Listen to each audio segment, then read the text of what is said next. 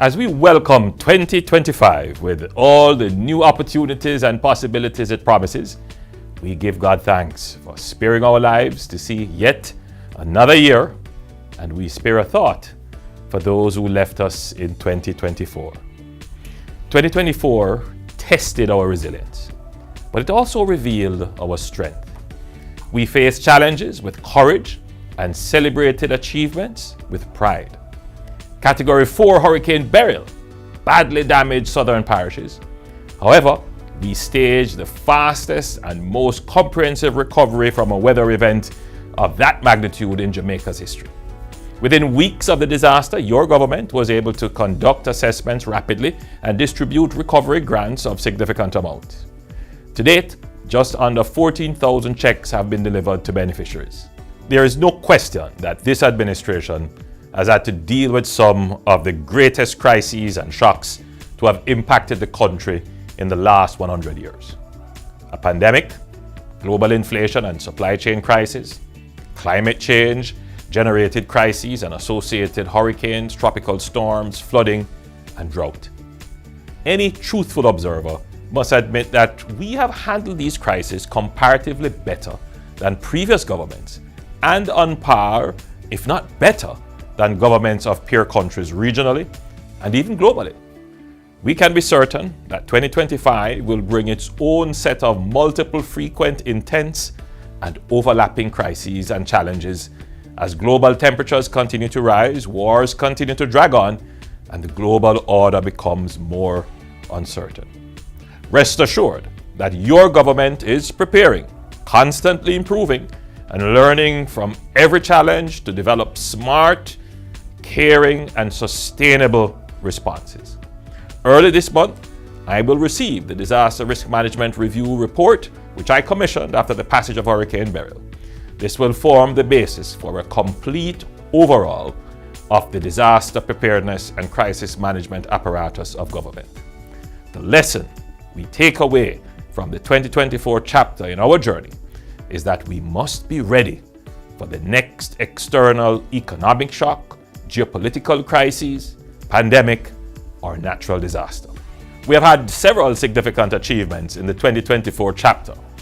Notably, the strategy of long-term investments in equipment, personnel, intelligence, and leadership in our security forces is paying off handsomely. Serious crimes are down approximately 14%, and murders are down approximately 18%, the second consecutive year of reduction. Our economic performance continued to be strong. Unemployment declined to the lowest in our history. Inflation declined well within the targeted band of 4 to 6%. Interest rates have come down steadily. Our dollar has been trading stably over the past year, and our national debt to GDP ratio is set to fall below 70%. This is the lowest in over 30 years. Our infrastructure program for highway construction, water supply, broadband, parks, housing, hospitals, health centers, police stations, fire stations, and urban centers is incomparable to any other era in Jamaica's independent history. Our social safety net programs have been significantly increased in terms of resources, up to 30%, targeted to the most vulnerable. We have more than doubled the minimum wage, further increased the income tax threshold, executed the first ever reverse tax credit giveback, and we have increased the pay of public sector workers by over 200 billion Jamaican dollars.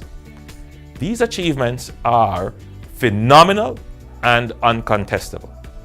However, we also hear and pay close attention to the feelings and realities of many Jamaicans who have suffered through the global spike in inflation over the last 3 years due to the COVID pandemic and the supply chain shock. Food, electricity, transportation, medication, and other basic amenities have become unaffordable for many. I hear your cry regarding the cost of living. Though the number of Jamaicans employed is at the highest it has ever been, the minimum wage has been increased, and wages generally have increased, we understand that wages have been so low for so long that there is still pent-up pressure despite the efforts of the government to create the economic environment where more Jamaicans can have income and inflation is controlled. On the flip side, the economy has created more Jamaicans with income to effectively demand goods, such as cars and housing. The number of vehicles on our roads has almost doubled in the last 8 years to over 500,000. The housing market has not been so responsive to the increasing number of Jamaicans who are seeking housing solutions in the lower income to lower middle income segment of the housing market. I hear the cry of the hairdresser, the mechanic, the clerks, and factory supervisors who have been contributing to the NHD for years but cannot find a house for the mortgage for which they are qualified. And equally, I hear the cry of the motorists about the damage to their vehicles and the time in traffic due to poor road conditions. Now, it's not just the cost of living that has gone up, but the cost of doing business has also increased. And this is not only because of the impact of inflation.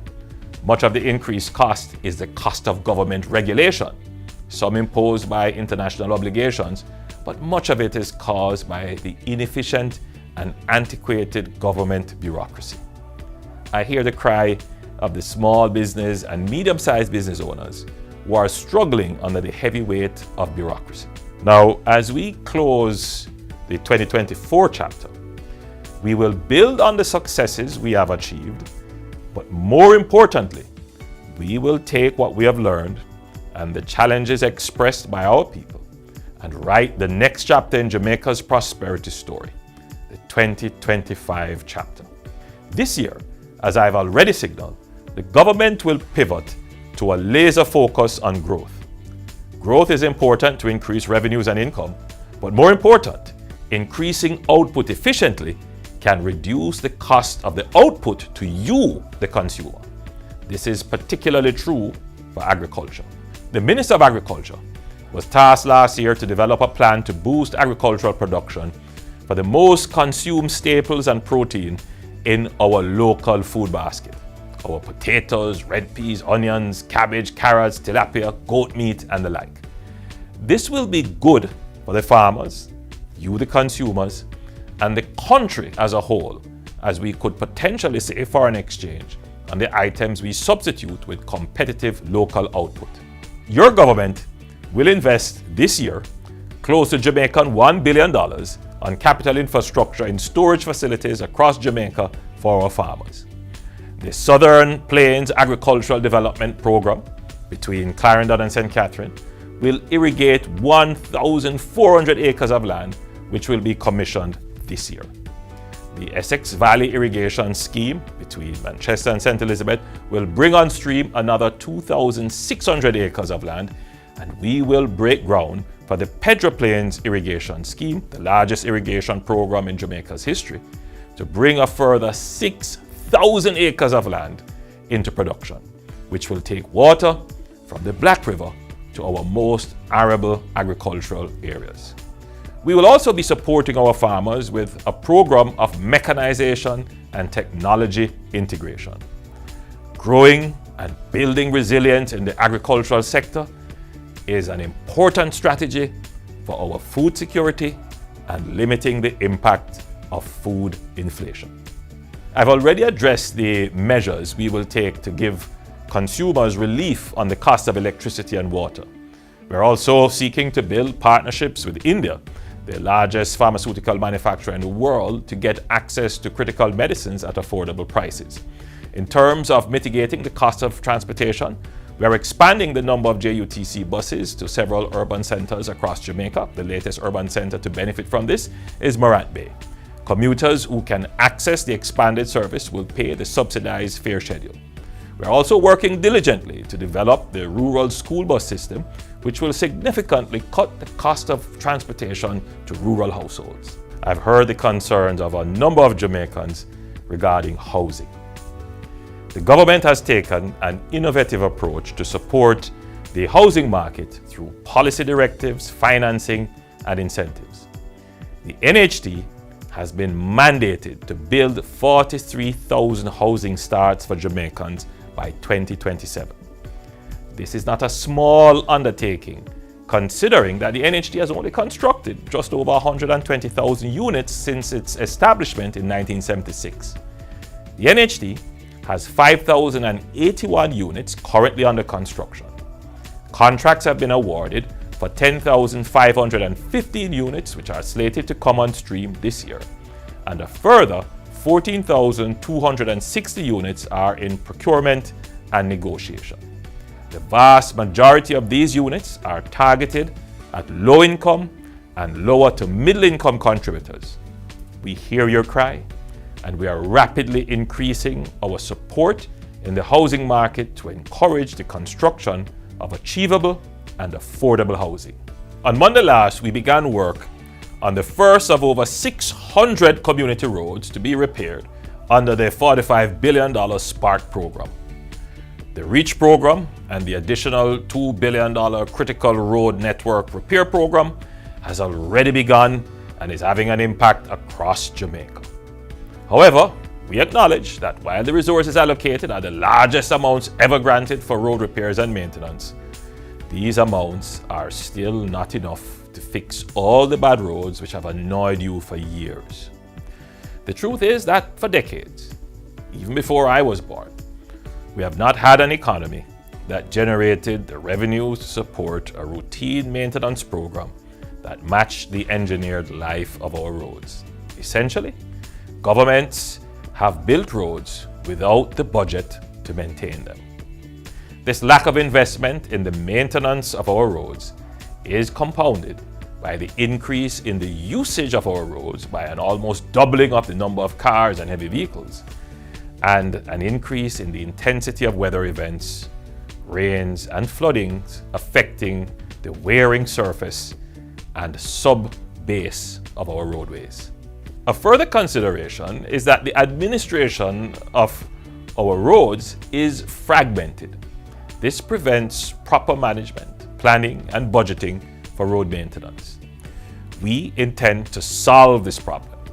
We have already started with a detailed documentation and assessment of all our roads, and this will give us a full picture of the magnitude of the challenge.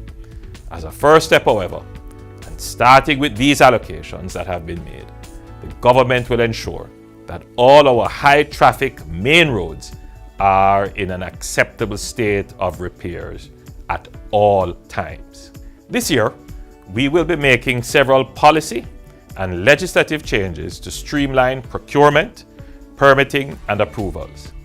Many of the obstacles faced by businesses and citizens doing business are old legacy requirements whose relevance have expired, but their continued existence has never been questioned. We must re-engineer our processes to ensure that they are fit for purpose, streamlined, responsive, and able to meet the needs of a modern, growing economy. Already, we are seeing the benefits of re-engineering our processes to include technology. With the full rollout of the NID system this year, pensioners will no longer be required to go through the time-consuming process of providing a proof of life certificate. Once you are registered with NIDS, the proof of life process will be simplified. This year is a pivotal chapter in a larger journey towards a Jamaica that is affordable for all, safe, efficient, productive, caring, and peaceful. I know you understand the importance of reducing debt, keeping the exchange rate stable by having strong reserves, and managing our fiscal affairs that the country avoids profligate spending. I want you to know that the government understands that you want your community roads fixed, water brought to your home, affordable prices for basic items, and progressive wages, peace, and security in your communities, and decent social services. There is a delicate balance which must be carefully managed, and my administration has demonstrated time and time again through crises and shocks and times of stability that we are the best government at managing the economy and delivering the needs of the people. As we embark on the next chapter in Jamaica's journey, I reaffirm my administration's unwavering commitment to continue serving the people of Jamaica. There is still much work to be done, and we know how to get it done well. May 2025 be a year of blessings for you and your family. May our nation be victorious in achieving a virtuous cycle of peace, productivity, and prosperity. God bless you, and God bless Jamaica, land we love. Happy New Year, Jamaica.